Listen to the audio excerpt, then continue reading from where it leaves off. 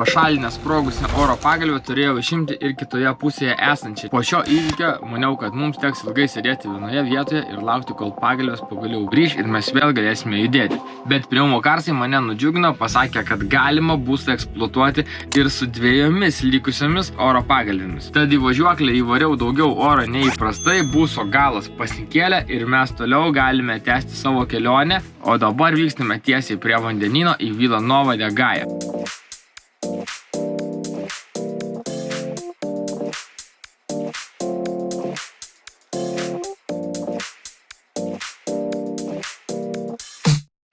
Bičiuliai, šiandien įveikia dar 50 km nuo Castelo de Paiva miestelio, atsidūrėm Vila Nova de Gaia. Būtent čia yra nulinis kelio N222 km. Tai žymi šis stulpelis esantis mums už nugaros. Būsim aplankę visus kelio ruožus, beliko tik vienintelis dalykas šitame mieste susirasti paskutinį antspaudą į savo pasą. Ok, thank you.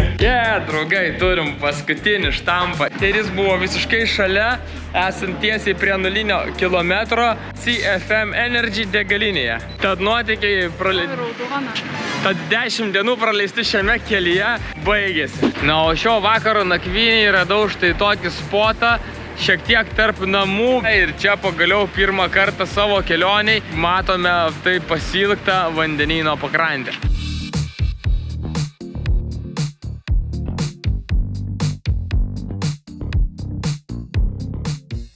Virginija čia tvarkosi, ruošiasi vakarienės metais su savo nusimegztu naujų lankeliu ant galvos. Tai chebrytė, parašykit, ar jums patinka štai toks Virginijos naujas lankelis. Ji labai džiaugiasi, kad pasigamino štai tokį.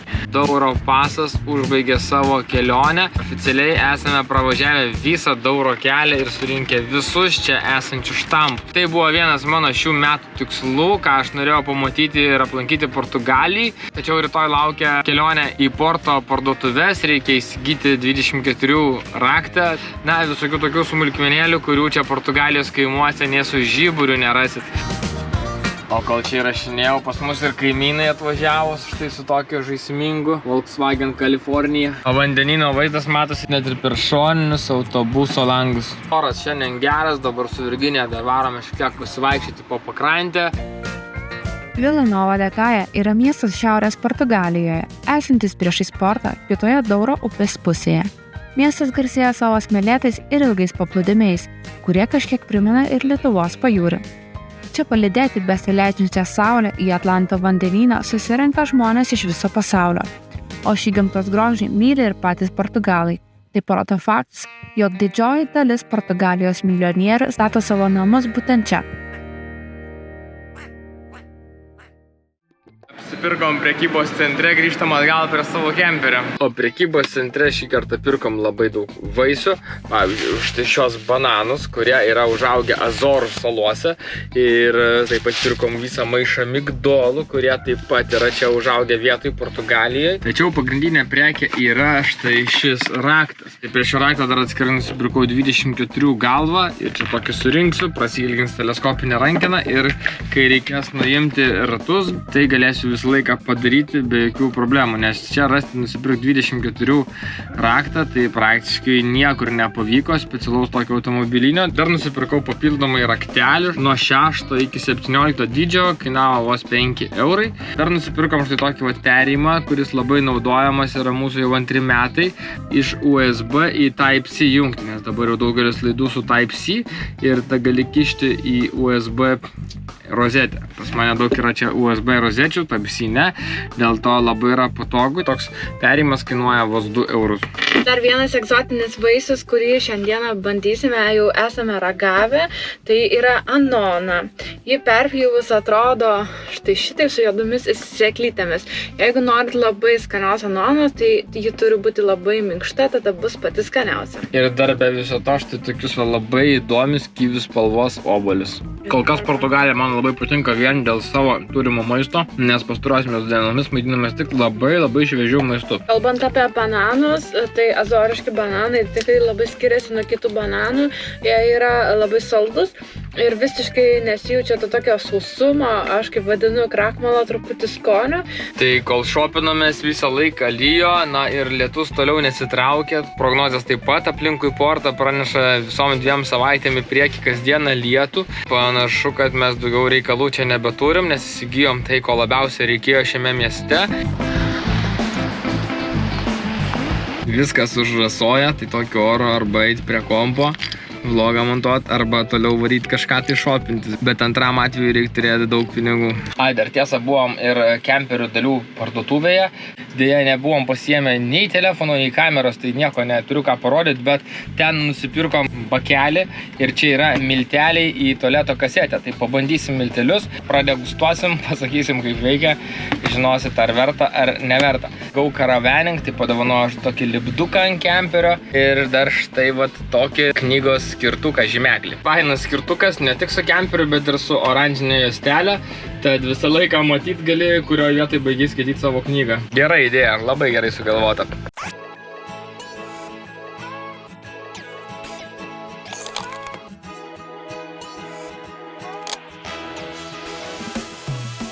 Taigi, bičiuliai, gera žinia, pavažiavome šiek tiek už porto ir šiandien jau gavau iš Pneumo Carsų žinutę, kad pagalvės pagamintos ir dabar laukiam savo siuntos. Po gavimo Lietuvoje jie vieną dieną gavo, kitą dieną jau daro man išsiuntimą.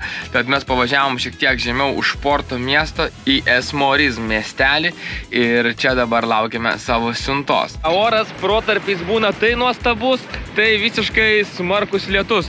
Bet geriausia tai, kad būsą pasistatėm va tokioj vietoj. Tiesiai ant molo ir iš karto su vaizdu į vandenino bangas, o čia visas Esmorizo miestelis. Per paskutinį laiką prisikaupė labai daug skalbinių, tai dabar šeštadienis bus skalbinių diena. Štai kiek skalbinių prisikaupė. Gyvenant Tvarė viskas labai panašiai, taip kaip ir normaliuose namuose. Kaupiasi skalbiniai, tada sulauki skalbimo dienos ir viską neši skalbti.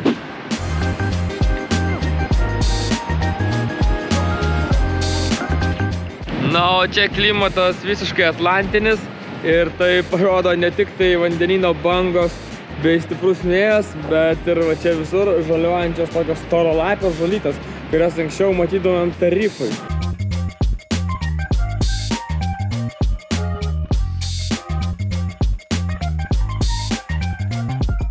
Atvykom į skalbyklę, kainos yra nuo 4 maždaug eurų iki 6 eurų, priklausomai nuo kilogramo. Pirmiausia, skalbsiu rankšluosčius, patalynę, o vėliau visus kitus likusius rūbus. Kas gerai yra, kad tiek Portugalijoje, tiek Ispanijoje jūs ateinate į skalbyklę ir skalbyklėje viskas yra milteliai, skalbinių minkštiklis, nereikia atskirai nieko mokėti, viskas yra įtraukta į kainą. O išsiskalbus galite ir išsidžiovinti rūbus. Na, o kol rūbai skalbėsi, mes su Virginija keliaujam į vieną populiariausią vietų Portugalijai, tai yra pastelerija.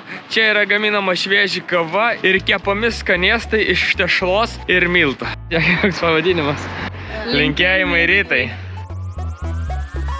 Pastelerijoje jau pilna žmonių, teks pastovėti eilutėje, visi nori įsigyti skanių skanumynų. Pasirinkti galite tikrai iš daug ko, šitoj pusėje yra saldumynai saldus, toliau yra pastelerija nesaldi, vienas iš populiaresnių dalykų, mikstas sumuštinis su kumpir sūriu. Kaip be pastel de nata, tai populiariausio portugališko skanumyno. Pastelerija, draugai, yra, žinokit, ypatinga vieta. Čia jau vien kvapas daug ką pasako. Visi šie gardėsiai būtent čia vietoje yra ir gaminami, kepami.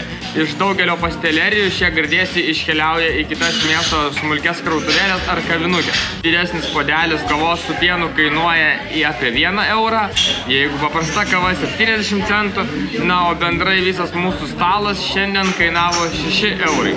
Belieka atsisėsti, patogiai įsitaisyti ir kartu su vietiniais turėti gardžius pusryčius. Visi atsisuka, kai mes kalbam lietuviškai, nes negirdėta kalba portugalams. Kadangi stovim prie vandenyno, tai va štai toks wild gyvenimas. Kyrai už lango šildosi, gaudo saulės spindulius.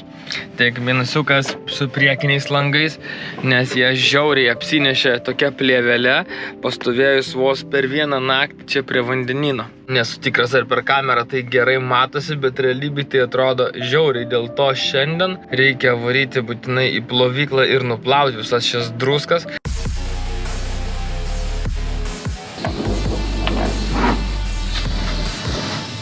Šiandien su Virginija vaikščiom po miestą, įvairius kiniečių šopus ir nusipirkom štai va tokias rankenėlės. Kol jie lietus, einu būtent šias rankenėlės ir pabandysiu primontuoti tiek vienoje, tiek kitoje vietoje. Ir lauke šiek tiek atvėso vakaras ir jau yra vos 14 laipsnių, todėl esam jau šiek tiek šilčiau ir apsirengę, netgi čia viduj vanę.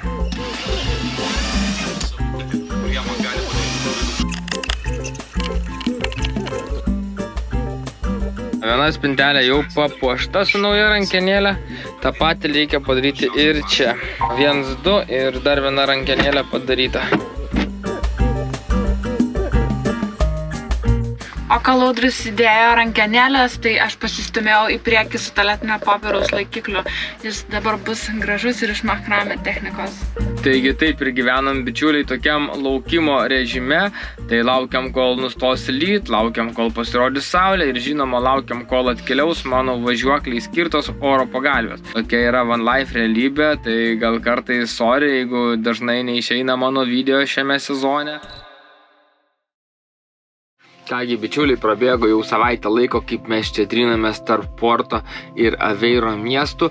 Ir gera žinia ta, kad šiandien jau gavome pranešimą, jog mūsų siuntinys iš Lietuvos su oro pagalvėmis jau atkeliavo į Esmorys paštą. Ką išrašo mūsų siunta? Brigada? Siuntinys pas mus ant stalo ir aš skubu unboxint. Man labai įdomu pasižiūrėti, kaip atrodo dabar patobulintos mano oro pagalvės.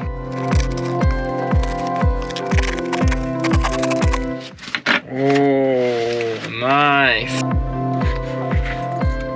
Naujos pagalvėlės, dabar beliko pasistatyti jas į busą. Dabar reikia susirasti kažkokią palankę vietelę, kur būtų galima pasidaryti pagalvių įdėjimo operaciją.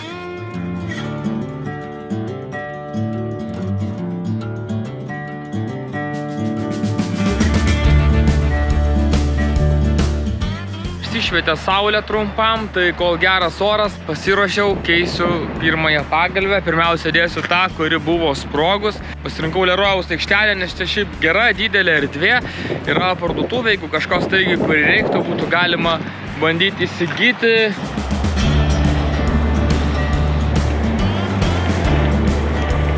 Pasistačiau donkratą, dabar reikia išsileisti orą, kad būtų galima įdėti vieną pagalvę.